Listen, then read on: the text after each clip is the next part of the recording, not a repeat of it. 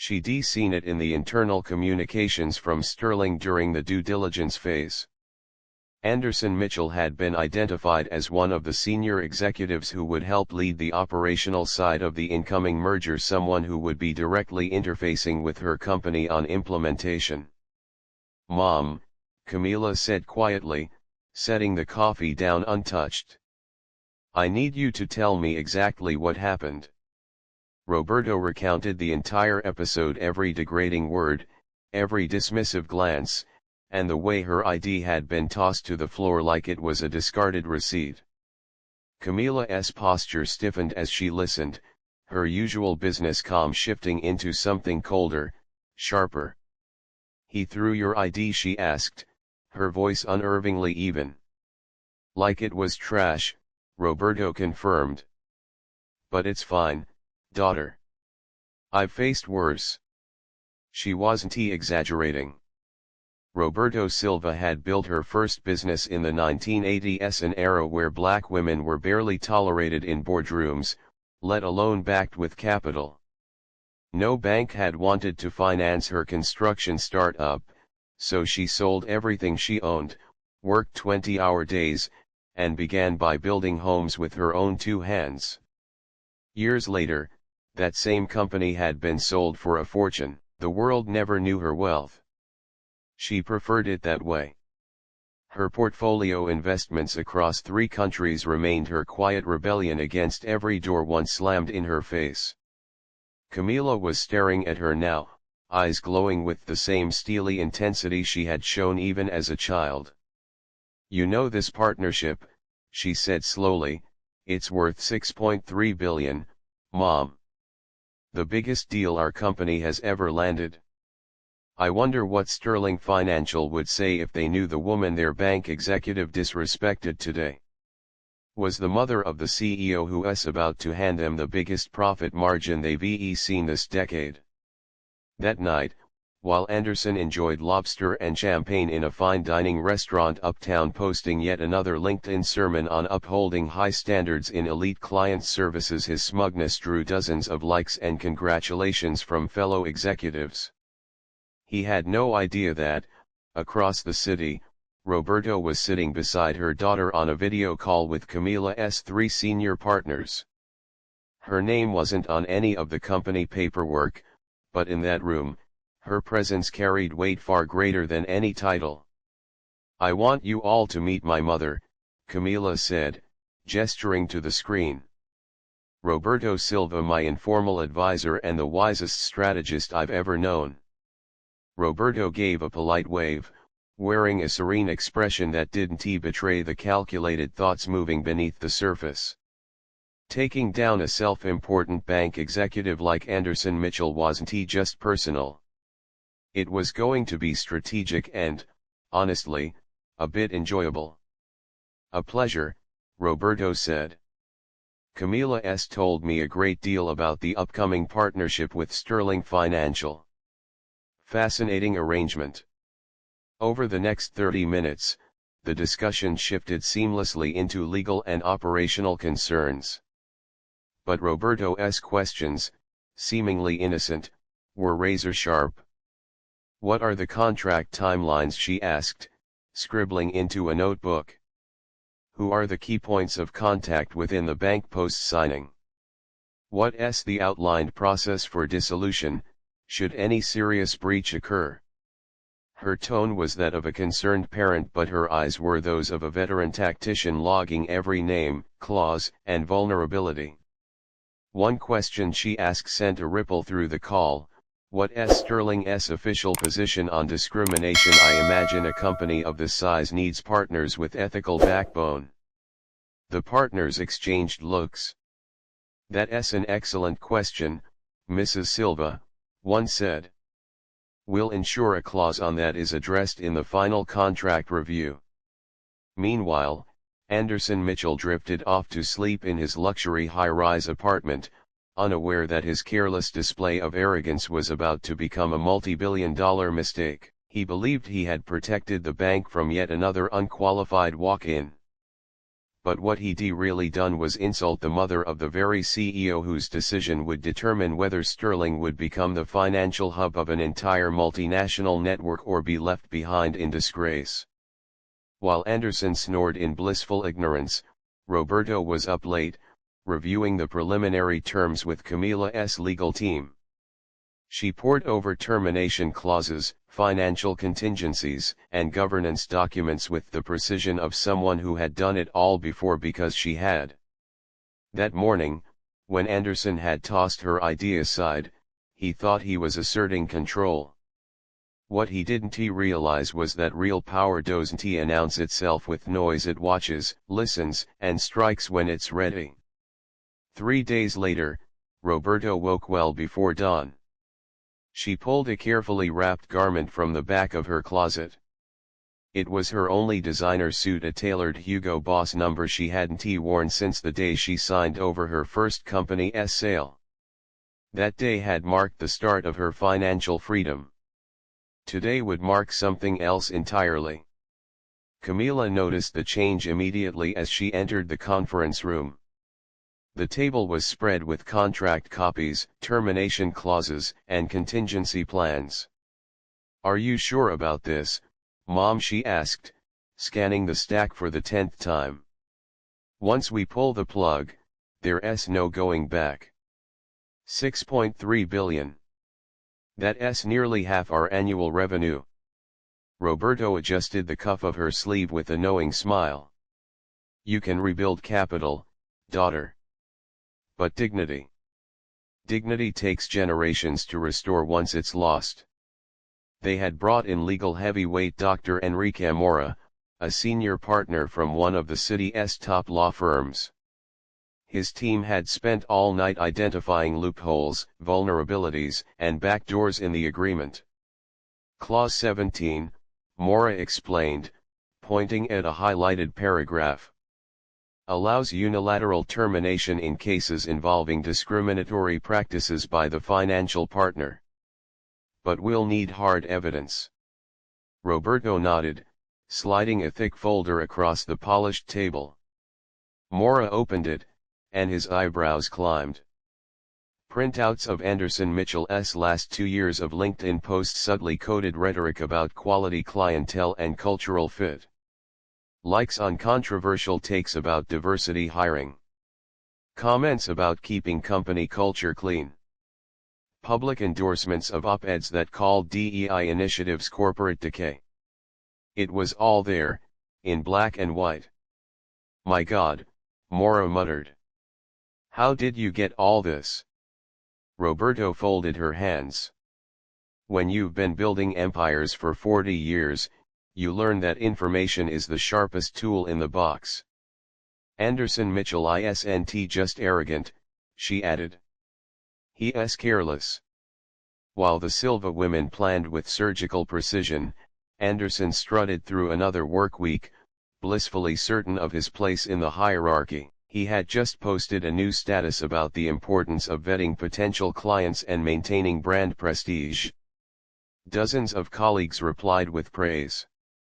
That same day, he turned away 3 applicants for corporate accounts, telling Paula during their coffee break, "Some people just don't understand we have standards here. It's not discrimination. It's protecting the bank's reputation." Paula didn't respond this time. Her silence said more than words ever could. Paula was growing increasingly uneasy with the way her boss spoke, especially after what had happened with Roberto Silva. "Have you ever considered," she asked cautiously, "that maybe we're being too selective, maybe we're pushing away the wrong people?" Anderson let out a laugh as he sipped his cappuccino. "Paula, sweetheart, you're still green in this business. Over time, you develop a nose for who really belongs here and who doesn't." What Anderson didn't know, what he couldn't have imagined, was that at that very moment, Roberto Silva was being welcomed as a VIP guest at Coleman Industries, the multimillion-dollar company led by none other than his daughter, Camila Silva. At reception, Roberto was greeted with deference. Mr. Silva's strategic advisor. Welcome, the receptionist beamed, ushering him in with a badge already prepared. Employees greeted him in the hallway with nods of respect, their body language entirely different from what he had experienced at Sterling Financial. Here, he wasn't just seen, he was valued. "Mom, meet Marcus Thompson, our CFO," Camila said as she guided her mother into the executive conference room overlooking the city skyline. The room was lined with panoramic windows and outfitted with the latest in smart tech. Marcus extended a hand with visible reverence. "Mrs. Silva, it's truly an honor. Camila always speaks so highly of your insight. I've been hoping to meet you." As the meeting unfolded, Roberto quickly proved the praise was well earned. Her questions cut straight to the core of the financial models. Her analysis of Sterling's capital flow projections and compliance loopholes was surgical. Every observation she made revealed a mind sharpened by decades of company building and boardroom battles. "Marcus," Roberto said casually as she flipped through a contract, "what would be the financial impact if we were to cancel the partnership with Sterling Financial?" Marcus hesitated, scanned his tablet, and replied, "It would be a substantial shift but not a fatal one. We've received interest from other financial institutions. Commonwealth National, for example, has offered even more favorable terms.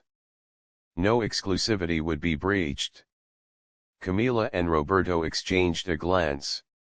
It was all falling into place. "There's something else," Roberto said, her tone turning grave as she slid a manila folder across the table. Inside were damning printouts, emails leaked by a disgruntled former employee at Sterling, communications from Anderson Mitchell referring to Latino clients as cultural liabilities and questioning the fiscal reliability of black entrepreneurs. It was deeply offensive and deeply systemic. Marcus's jaw tightened as he read. This is unbelievable," he whispered.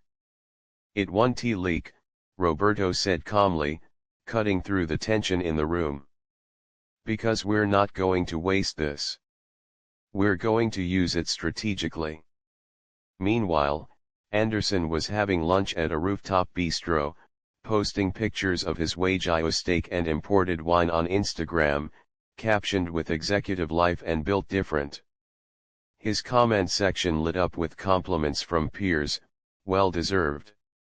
A taste for excellence. Boss moves only. He had no idea that every status, every comment, every thread of arrogance was being documented by Roberto's quietly growing team. Back at Coleman's headquarters, Camila turned to her mother. "Are you absolutely sure you want to go through with this?" Roberto didn't flinch. "He humiliated me because he thought I was nothing. Tomorrow, he'll understand that some people are far more important than they appear." That night, Anderson slept soundly in his penthouse, already daydreaming about the promotion he believed was inevitable. He had received a message from upper management earlier that day, urgent strategy meeting tomorrow at 10 a.m. with incoming partners. To Anderson, that could only mean one thing: he had done well. Perhaps even landed the lead on the partnership. Maybe this was the moment he had been waiting for. "Paula," he said the next morning as he strolled into the bank, wearing his gold tie reserved for monumental occasions, "get my desk polished. Bring out the premium roast for coffee. Today's the day my career launches into orbit." At 9:45 a.m. Anderson was in his office, adjusting the final points on a presentation he was prepared to give if asked. He had even changed the lock screen on his phone to a motivational quote, "Success belongs to the bold." That's when Paula appeared at the door. She looked pale, hesitant. "Anderson, we have a problem." He looked up, annoyed. "What now?" "The Silva family, they're here. For the meeting." Anderson blinked. Silva, I don't know any Silvas high enough up to be in a strategic meeting. It's the woman from earlier this week. The one whose ID you threw on the floor. Paula swallowed. She's here. And she's with the CEO of Coleman Industries. Anderson's entire body froze. Coleman Industries, the same company behind the $6.3 billion deal that would define Sterling's next decade, the very contract that upper management had called historic. He stumbled over to his computer, frantically typing. Roberto Silva. Coleman Industries. The results loaded and punched him straight in the gut. Roberto Silva, 60. Retired executive. Estimated personal net worth, 120 million. Mother of Camila Silva, CEO of Coleman Industries. No, no, no. He mumbled under his breath, his hands trembling. He left his desk, nearly sprinting through the corridors. When he burst into the executive conference room, the sight that met him confirmed his worst nightmare. Roberto was seated at the main table, calm and confident in the same Hugo Boss suit that now looked like a symbol of silent power. Seated beside her, impeccably dressed in a navy pantsuit and radiating cold authority, was Camila Silva. Mr. Mitchell, Camila said, her voice like sharpened glass, I believe you've already met my mother, Roberto Silva. Anderson's lips parted into a forced smile, but the blood had drained from his face. Mrs. Silva, I want to apologize. Yesterday was a misunderstanding. I didn't realize that she was important, Roberto asked mildly, cutting him off. Interesting. I thought Sterling Financial treated all clients with equal respect, regardless of appearance. The regional director, Michael Thompson, arrived breathless, clearly sensing the storm. Ms. Silva. Mrs. Silva. I want to personally apologize for any. Actually, Camila interrupted, opening a sleek leather briefcase, we would like Mr. Mitchell to stay for this. Anderson glanced around the room, heart pounding. Stay for what? For the decision he helped us make, Roberto said with a serene smile. Michael's face fell. What decision? Anderson asked, though he already knew the answer. To cancel our $6.3 billion partnership with Sterling Financial, Camila said flatly. The room went silent. Michael looked as though he'd been punched. Camila, Ms. Silva, please, we can fix this. Mr. Mitchell will face consequences. He'll be disciplined. I promise you, Michael pleaded. But Roberto raised a hand, her voice taking full command. For someone who had built empires with grit and patience, Roberto Silva knew something most executives never learned. When your company throws a client's ID on the floor like it's trash, you're not just insulting a person. You're exposing your entire corporate culture. Anderson Mitchell was scrambling, sweat beading on his forehead as he grasped for a defense. Mrs. Silva. I was just protecting the bank, he stammered. It's protocol. Standard procedure when we suspect fraud or unusual behavior. Standard procedure. Camila's voice was ice.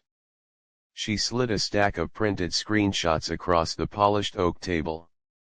Then explain these, Mr. Mitchell. Your LinkedIn activity from the last 2 years. Posts about maintaining quality clientele, subtle jabs at diversity initiatives, comment threads implying cultural unfit. Tell me, Mr. Mitchell, was that also taken out of context? The silence in the room was suffocating. The evidence was undeniable: biased posts, discriminatory language, and a disturbing pattern of prejudice wrapped in polished corporate jargon. A digital trail of a man who had built his career on gatekeeping disguised as standards. Anderson's voice cracked. Those posts, they were misunderstood. Taken the wrong way. Much like how you misunderstood my mother's identity, Camila countered, her tone razor sharp. You threw her ID card on the floor. That wasn't policy, Mr. Mitchell. That was contempt. Michael Thompson, the regional director, tried to intervene. Ms. Silva, please, we understand the severity. We can terminate Anderson's position immediately. The bank does not condone this kind of behavior. It's too late, Roberto said, standing now tall, composed, powerful in a way no title could define. Her presence sucked the air out of the room. Yesterday, I walked into this bank as just another potential client. I was humiliated, insulted, and judged. Today, I stand here as the mother of the CEO you just lost. And I promise you this lesson will be expensive. Anderson collapsed into his chair, all pretense gone. The weight of what he had done settled on him with crushing force. 6.3 billion gone. His promotion, his standing, his legacy shattered by 5 seconds of arrogant dismissal. Please, he whispered, barely audible. I didn't know. I swear, I can change.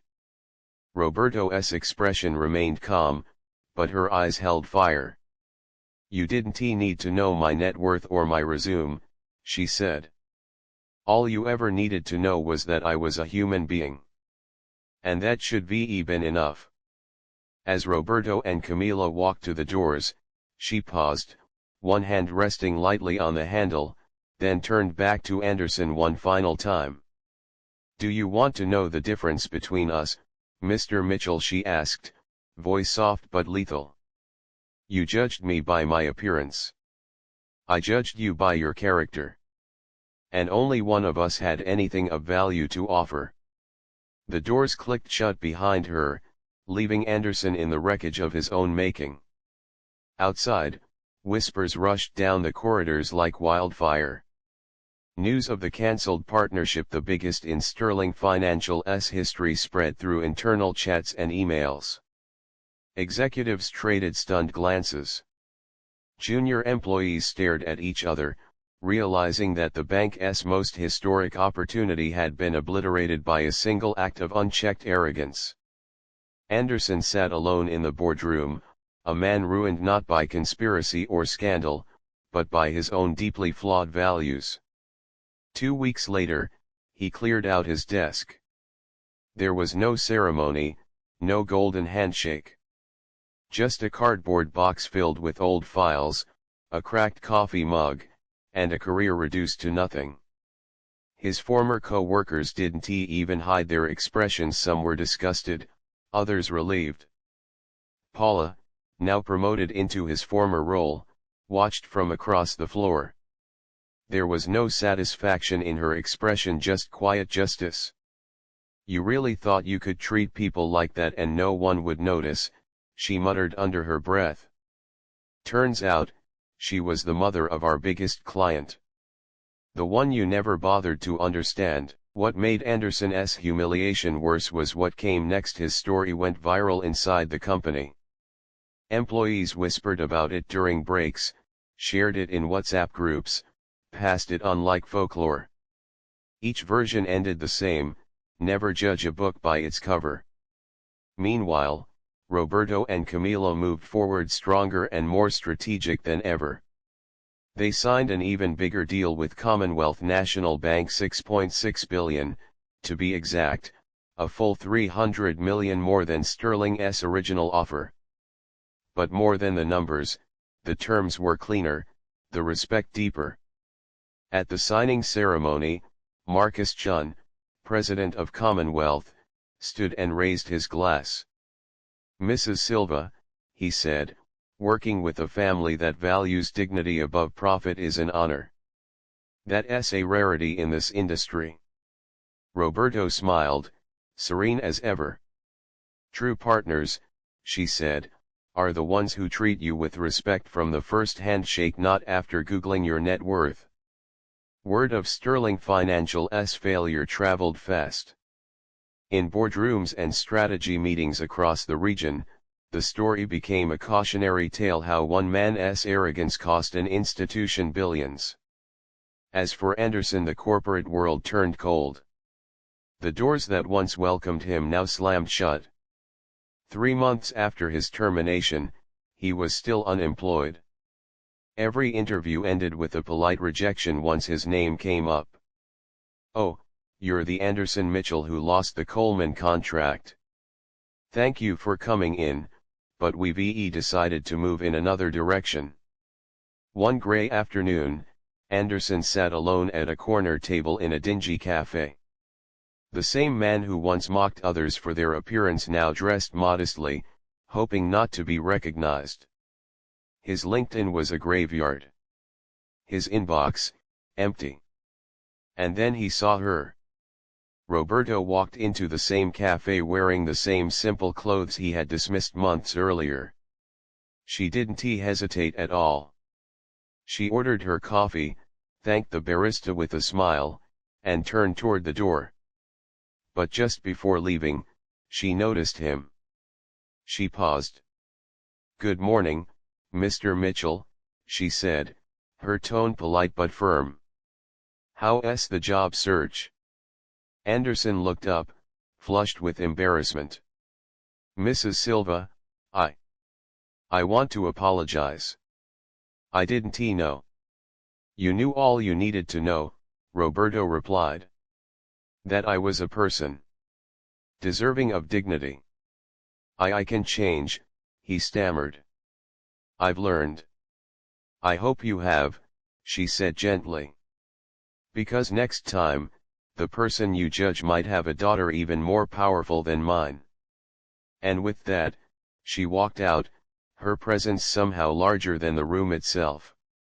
6 months later, Coleman Industries had grown by 40%, bolstered by its groundbreaking partnership with Commonwealth. Roberto was officially hired as strategic consultant, working from an office overlooking the city skyline. But she didn't spend her days resting on wealth. She spent them mentoring. Every week, she hosted sessions with young, marginalized entrepreneurs who had been turned away by banks and investors who looked at their skin before their spreadsheets. "You turned your humiliation into hope," Camila said one day, watching her mother help a young black woman who'd been rejected by 3 institutions. "I've learned something, daughter," Roberto said. "The best revenge isn't ruining the people who hurt you. It's building something so powerful that they have to watch it succeed without them." Sterling Financial never fully recovered from the fallout. The cancelled deal became a case study at major business schools used to teach future executives about the cost of bias in client relations. Anderson Mitchell, he became the symbol of everything broken in the system. Even years later, the whisper of his name at a boardroom table was enough to end a conversation. Paula, now a regional manager, implemented one of the most lauded inclusion programs in the state. On her wall, framed beside her awards, hung a quote that defined her career: "Respect first. Ask questions later." A year after the incident, Roberto was invited to speak at the National Banking Convention. As she stepped onto the stage to thunderous applause, she scanned the crowd and saw a familiar face. Anderson. He was there, seated near the back, now a small-time insurance rep. No tie. No pride. Just a man haunted by his own past.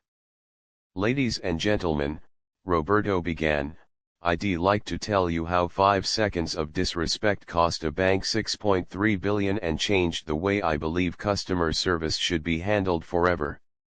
Anderson lowered his head.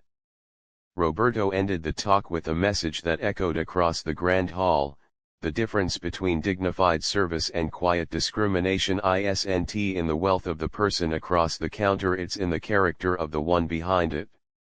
As applause broke out and people rose to their feet, Roberto walked off stage knowing one truth: The ID card that had once clattered to the floor hadn't broken her dignity.